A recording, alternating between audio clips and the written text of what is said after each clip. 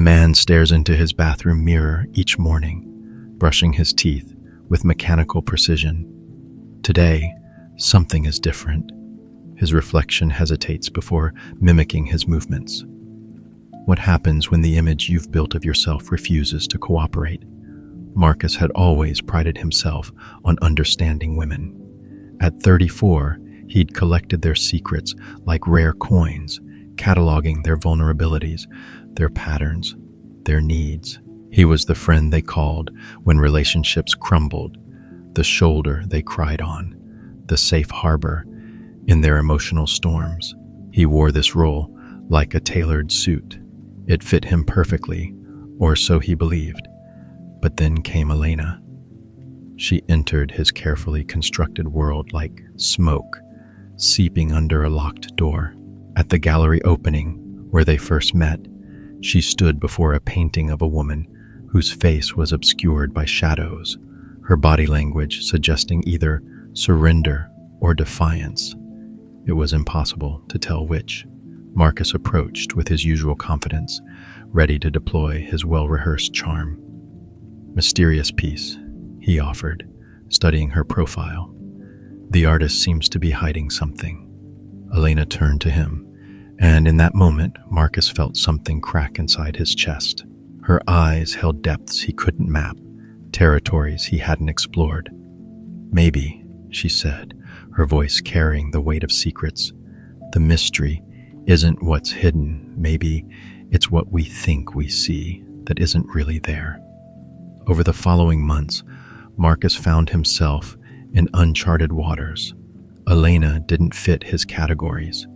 She wasn't the vulnerable type seeking protection, nor the independent type who needed to be conquered. She moved through the world with a self-possession that made his carefully honed instincts feel suddenly obsolete. When he tried to comfort her, she laughed, not mockingly, but with genuine amusement, as if his efforts were endearingly unnecessary. When he attempted to impress her with his emotional intelligence, she would tilt her head like a cat watching something infinitely more interesting just out of view. The breaking point came on a rain-soaked Tuesday evening. They were in his apartment, and Marcus was explaining why her ex-boyfriend had likely behaved the way he did, offering insights with the same authority he'd always wielded. Elena listened, her fingers tracing patterns on the condensation of her wine glass, creating temporary hieroglyphs that dissolved as quickly as they appeared.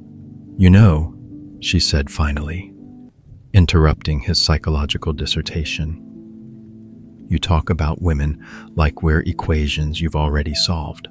The rain against the window suddenly seemed louder. "But what if the real mystery is why you need to solve us at all?"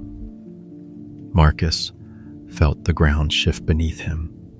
In that moment, he realized he had been staring into a funhouse mirror his entire life, mistaking distortion for reflection.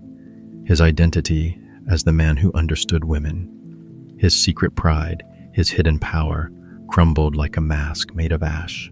As Schopenhauer once observed, our will to live manifests not just in our desires, but in our desperate need to maintain the illusions that make those desires bearable.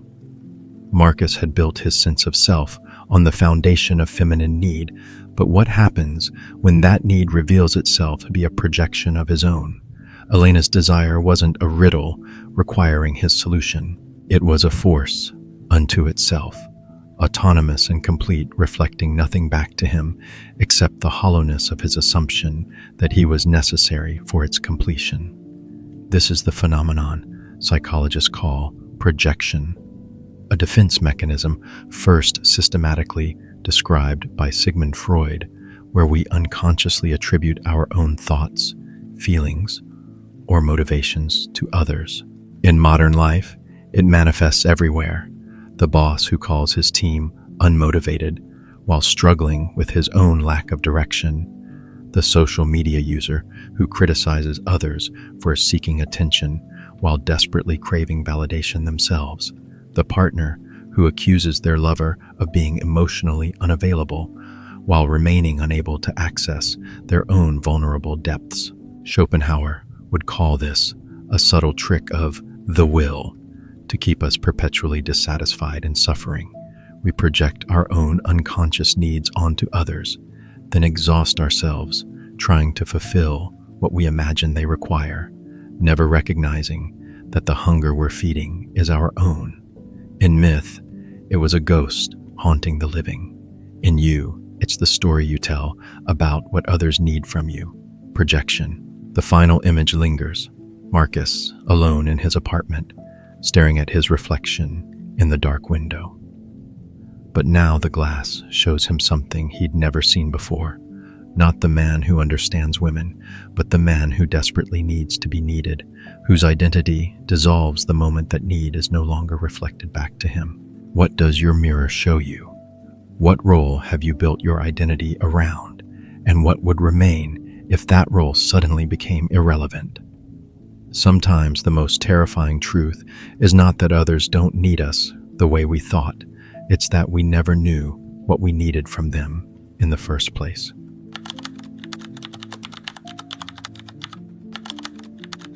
A woman sits alone in a grand theater, the curtains drawn back to reveal an empty stage.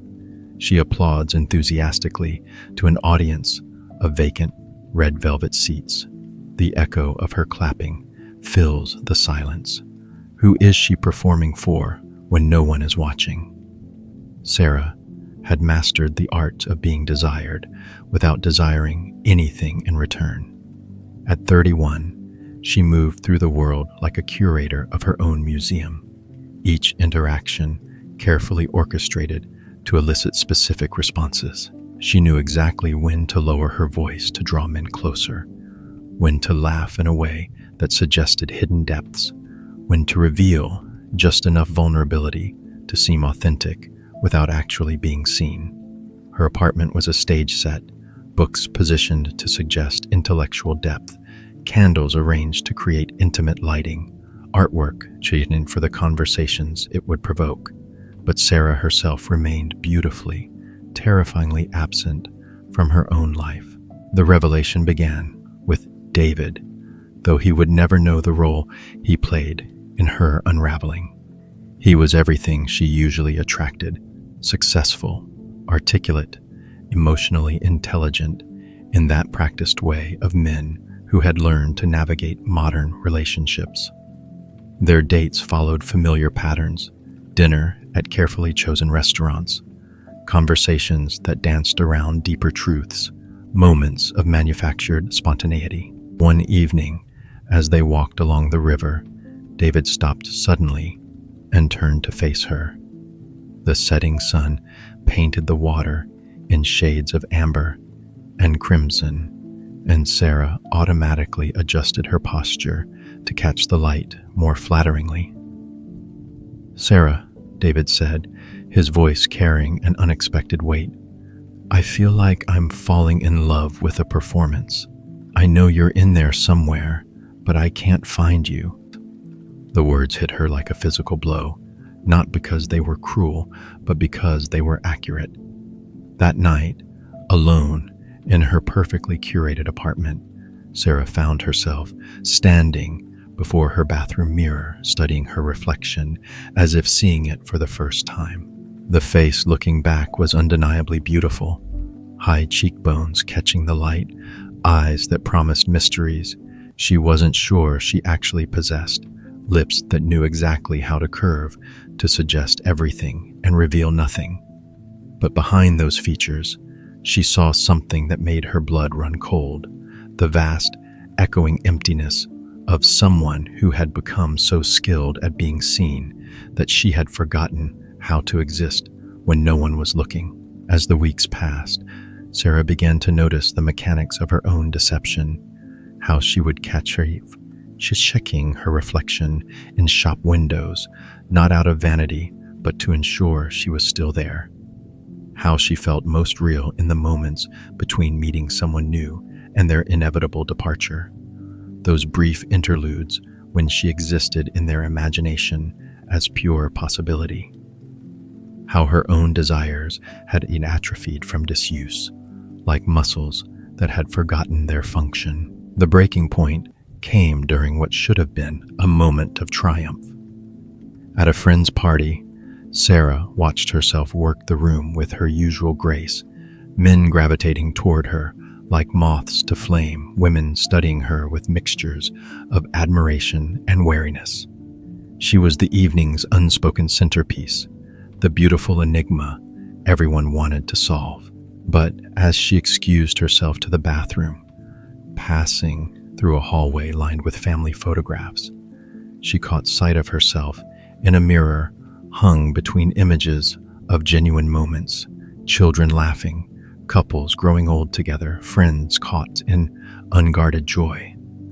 Her own reflection seemed to float between these authentic snapshots like a ghost, beautiful but bloodless, desired but ultimately unknowable even to herself. In that moment, Sarah understood the cruel mathematics of her existence. She had become so perfectly the object of others' desires that she had erased her own capacity to desire anything beyond being desired.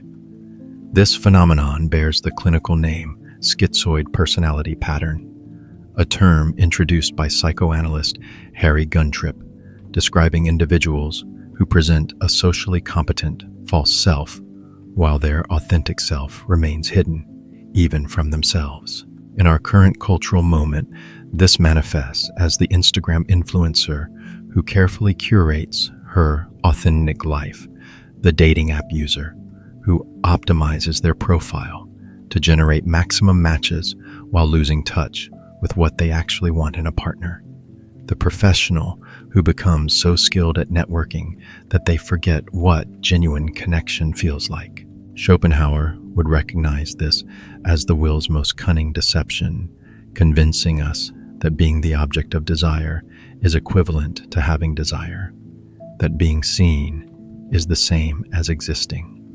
The ancients called it the curse of Narcissus. Today, psychology names it the false self syndrome. The scene fades to Sarah alone in her apartment, all the carefully arranged props suddenly looking like exhibits in a museum of someone else's life. She sits in the center of her living room, surrounded by the evidence of her performance, and for the first time in years, asks herself a question she's forgotten how to answer. What do you want? Not what others want from you, not what you think you should want, but what would you reach for if no one were watching, if there were no audience to please, no image to maintain?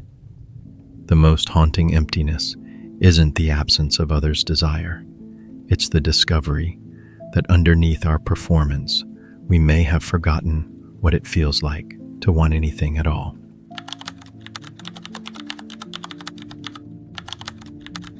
A businessman waters his office plant every morning with the same measured precision he applies to everything else. Today, he notices the soil has turned to dust, the roots have withered, and no amount of water will bring it back to life. How long can you nurture something that died without your noticing? James had built his identity around being indispensable. At 42, he was the man everyone turned to, the problem solver, the reliable one, the partner who anticipated needs before they were spoken. His marriage to Catherine had become a masterpiece of emotional choreography, each gesture calculated to maintain the delicate balance he believed relationships required. He brought her coffee in the mornings, remembered her preferred flowers, listened to her work frustrations with the focused attentions of a therapist. He was, by every measurable standard, the perfect husband. But perfection, as James would discover, can be its own form of violence. The first crack in his carefully constructed world appeared on an ordinary Wednesday evening. Catherine was cooking dinner, moving through their kitchen with a fluid grace that still caught his breath after 12 years of marriage. James approached from behind, slipping his arms around her waist in a gesture that had once made her melt into him. This time, she stiffened. It was subtle, barely perceptible, but James felt the shift like a seismic tremor. Catherine continued stirring the sauce, her body language polite but distant, as if his touch had become an intrusion rather than an invitation. Over the following weeks, James threw himself into the work of being an even better husband. He researched her interests, planned surprise date nights, bought thoughtful gifts, but with each gesture, Catherine seemed to recede further, like a photograph fading in sunlight. She accepted his efforts with the kind of gratitude one shows to a helpful stranger, warm but impersonal, appreciative but detached. The revelation came during what should have been a moment of intimacy. They were making love, or rather, James was making love, while Catherine participated with the mechanical compliance of someone fulfilling an obligation. Afterward, as they lay in the darkness, James felt compelled to ask the question that had been haunting him. "Are you happy?" he whispered into the space between them. The silence stretched so long, he wondered if she'd fallen asleep. When she finally spoke, her voice carried the weight of years of unspoken truth. "I used to be," she said, "but somewhere along the way, I stopped existing in this marriage. You became so good at taking care of me that you forgot to see me." And James felt something fundamental shift inside his chest. "What do you mean? I see you every day. I know everything about you." "You know my preferences," Catherine interrupted, her voice gentle but firm. "You know my schedule, my habits, my patterns, but when did you last see me struggle with something and not immediately try to fix it? When did you last let me want something instead of anticipating it for me?" The truth hit him like a physical blow.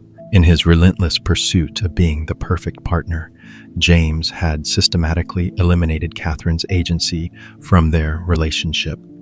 He had become so skilled at reading her needs that he had robbed her of the space to express them. His love had become a kind of suffocation, benevolent, well-intentioned, but ultimately consuming. As Schopenhauer observed, our deepest suffering often comes not from malice, but from our will, imposing itself upon others in the name of love. James had loved Catherine the way a gardener loves a prize rose, with careful attention to her needs, meticulous care for her well-being, and complete unconsciousness of the fact that he was pruning away her wildness. The image that would haunt him was this: Catherine, standing at their kitchen window one morning, staring out at the garden they had planted together. Her reflection in the glass looked like a ghost of herself, present but somehow not quite there, tended to but not truly alive. This dynamic illustrates what psychologists term codependency, a concept popularized by Melody Beattie, describing relationships where one person's identity becomes so enmeshed with caring for another that both parties lose touch with their authentic selves. In contemporary life, this manifests as the parent who micromanages their child's every experience to prevent failure, inadvertently preventing growth, the friend who constantly rescues others from their problems, creating dependency rather than strength, the romantic partner who anticipates every need, slowly eroding their lover's sense of agency. Schopenhauer would call this a manifestation of the will's most seductive trap, believing that love means the elimination of the beloved's struggle, when in fact, struggle is where desire and identity are forged. In folklore, it was called killing with kindness. In you, it's the love that loves too much. Codependency. The final scene lingers, James alone in their bedroom, looking at the indent in the pillow where Catherine's head used to rest. She had moved out the week before, not in anger, but in a desperate attempt to remember who she was when no one was anticipating her every need. What have you killed with your care? What part of someone you love have you suffocated with your attention, your solutions, your relentless need to be necessary. The cruelest irony of love is not that it fails when we don't care enough. It's that it can die precisely because we care too much, in all the wrong ways.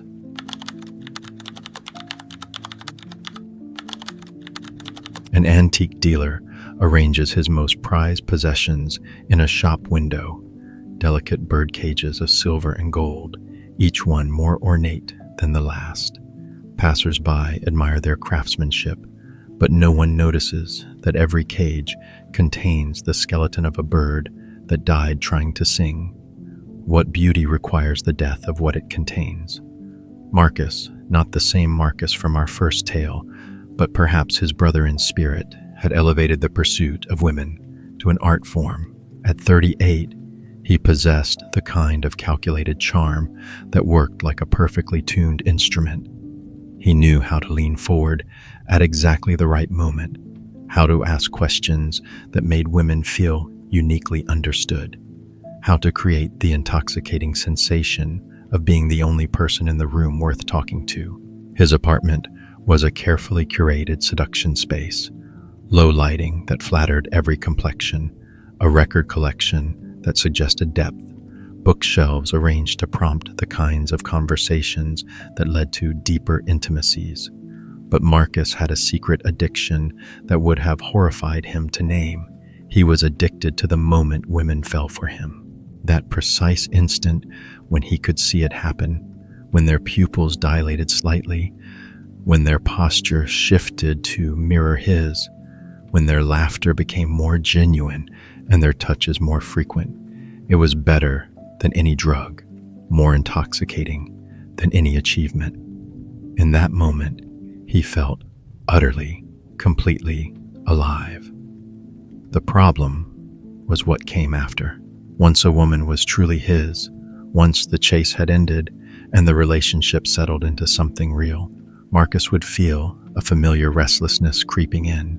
The same qualities that had attracted him would begin to irritate him.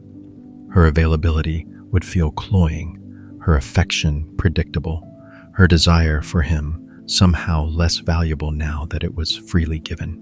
Without the tension of pursuit, without the electricity of uncertainty, Marcus would find himself becoming a stranger to the very person he had worked as hard to win. The pattern repeated itself with clockwork precision: pursuit, conquest, boredom, abandonment. Each woman left behind carried a piece of the puzzle, though Marcus never stayed long enough to see the complete picture they formed. Then came Isabella. She was different from the beginning, not because she was immune to his charm, but because she seemed to see through it without judgment. At the wine bar where they met, she listened to his carefully crafted stories with a smile that suggested she knew exactly what game was being played and found it mildly entertaining rather than compelling. "You're very good at this," she said after he had deployed what was usually his most effective anecdote. "Good at what?" Marcus asked, though he knew at making women feel like they're the first person to ever understand you. Her eyes held a warmth that took the sting out of her observation. "I imagine it works beautifully most of the time." For the first time in years, Marcus felt genuinely off balance. Over the weeks that followed, he found himself in uncharted territory. Isabella responded to his usual techniques with amused affection rather than breathless fascination. She seemed to enjoy his company without needing to possess him, to appreciate his attention without becoming dependent on it. And Marcus discovered something that terrified him. He was the one becoming addicted. The revelation came during what should have been a moment of triumph.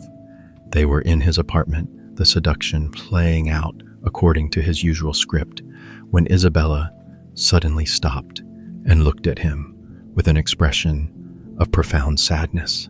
"You know what breaks my heart about you," she said, her fingers tracing the line of his jaw. "You're so afraid of being truly wanted that you can only desire women who don't really see you. The moment someone loves you for who you actually are, Instead of who you're pretending to be, you disappear. Marcus felt something crack inside his chest. In that moment, he understood the grotesque mathematics of his romantic life. He had become addicted to winning hearts he didn't actually want, because wanting something real would require risking his own heart in return. As Schopenhauer recognized, desire itself can become a prison. We become so attached to the act of wanting that we fear the satisfaction of having, because satisfaction would end the delicious agony that has become our identity. The final image haunts Marcus alone in his seduction space, surrounded by the artifacts of his countless conquests, phone numbers he'll never call again, gifts from women whose names he's beginning to forget, photographs of moments that felt profound at the time, but now seem as hollow as movie sets. This compulsion illustrates what psychologists call avoidant attachment disorder, a pattern first identified by John Bowlby, where individuals unconsciously sabotage intimate relationships to avoid the vulnerability that genuine connection requires. In modern life, this manifests as the serial dater who loses interest the moment someone becomes genuinely available, the professional who changes careers every time they approach real success, the friend who creates drama to maintain emotional distance. Schopenhauer would see this as the will's cruelest joke, convincing us that the pursuit of desire is more satisfying than its fulfillment, trapping us in an endless cycle of wanting what we cannot have and rejecting what we can. The ancients called it the curse of Tantalus. Today, psychology names it avoidant attachment. Marcus stares at his reflection in the dark window of his apartment, and for the first time sees not the successful seducer, but the man who has spent his entire adult life running from the very thing he claims to seek. What are you avoiding by constantly seeking? What do you pursue so relentlessly that you never have to face what you're running from? The most insidious trap isn't wanting what you can't have. It's discovering that you can't have what you want because wanting it has become more important than having it.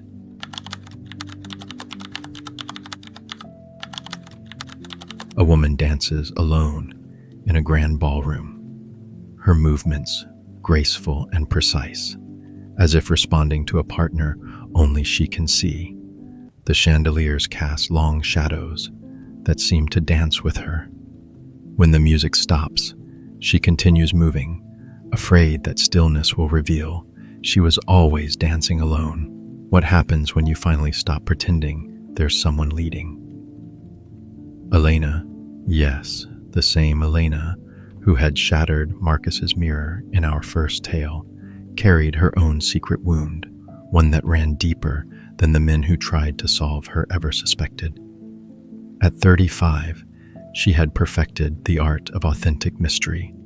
She moved through the world with the fluid confidence of someone who had learned to find completeness within herself, who needed no external validation to feel whole. She was genuinely fascinating, well-read, well-traveled, emotionally articulate in a way that made others feel safe, sharing their deepest secrets.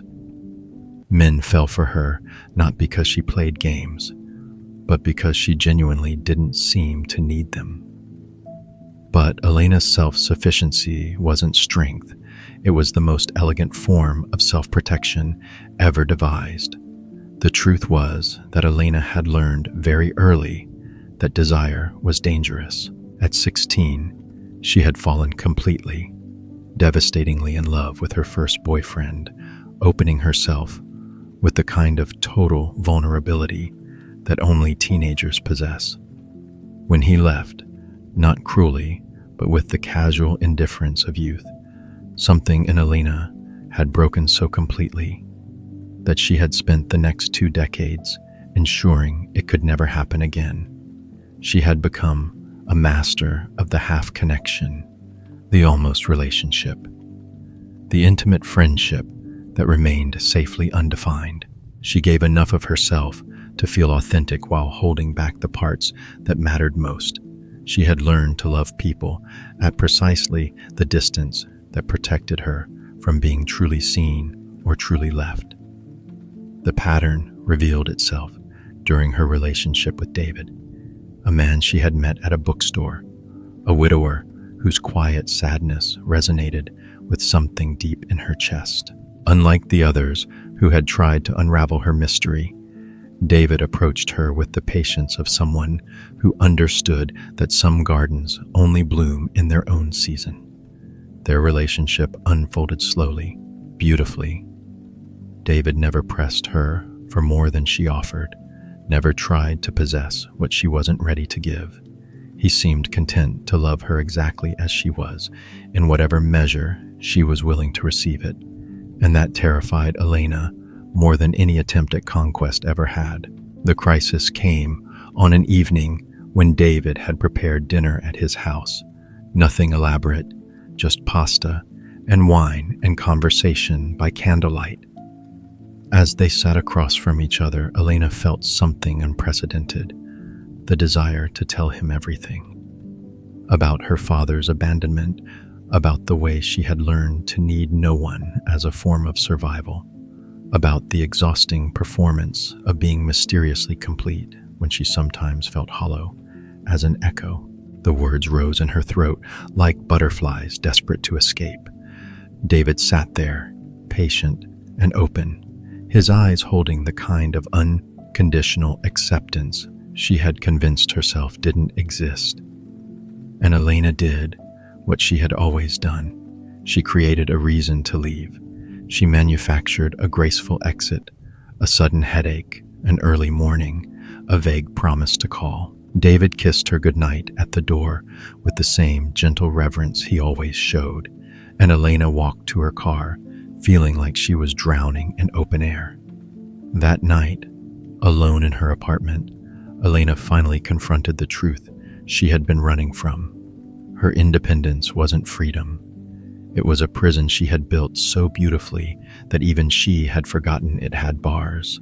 As Schopenhauer understood, our deepest suffering comes not from external circumstances, but from our unconscious attachment to the very strategies that once protected us, but now prevent us from living fully. The image that would haunt her, Elena standing in front of her bathroom mirror, seeing not the mysterious woman who needed no one, but the frightened girl who had decided that needing no one was safer than risking everything for love. This defensive pattern illustrates what psychologists call dismissive avoidant attachment, a survival strategy identified by Mary Ainsworth, where individuals unconsciously maintain emotional distance to protect themselves from the perceived threat of abandonment. In contemporary life, this manifests as the successful professional who finds fault with every potential partner just before things get serious. The friend who maintains dozens of acquaintances but no truly intimate connections. The person who moves cities or changes identities whenever relationships approach genuine vulnerability. Schopenhauer would recognize this as the will's most sophisticated deception, convincing us that independence from need is the same as freedom, when in fact our deepest need is precisely what we're protecting ourselves against. But here, in our final fable, something different happens. Elena doesn't end alone in her beautiful prison. Instead, she does something unprecedented. She calls David. At midnight, standing in her kitchen with her heart hammering against her ribs, she dials his number and waits through 3 rings that feel like eternities. Elena? His voice carries surprise but no irritation. I lied, she says, the words tumbling out before she can stop them. I don't have a headache. I left because I was scared that if I stayed, I might tell you that I'm not as complete as I pretend to be, that I need you in a way that terrifies me, that I've been protecting myself from exactly the kind of love you're offering. The silence stretches across the phone line, and Elena closes her eyes, prepared for the sound of disconnection. Instead, she hears David's quiet laughter, warm, relieved, infinitely tender. "I know," he says. "I've been waiting for you to trust me with that truth." The ancients called it the hero's journey. In you, it's the courage to need, despite the risk, vulnerable love. The final image isn't haunting, but healing. Elena and David sitting across from each other at his kitchen table at 1 a.m, the remains of reheated dinner between them, talking until sunrise about all the ways they've learned to protect themselves from the very thing they most desperately want. Here's the question that might change everything. What would become possible if you stopped protecting yourself from your own deepest need? What love are you defending yourself against? And what would it cost to let it in? Sometimes the most courageous thing isn't learning to need no one. It's learning to need someone anyway. Despite every reason you've learned to protect yourself from that terrifying, life-giving vulnerability.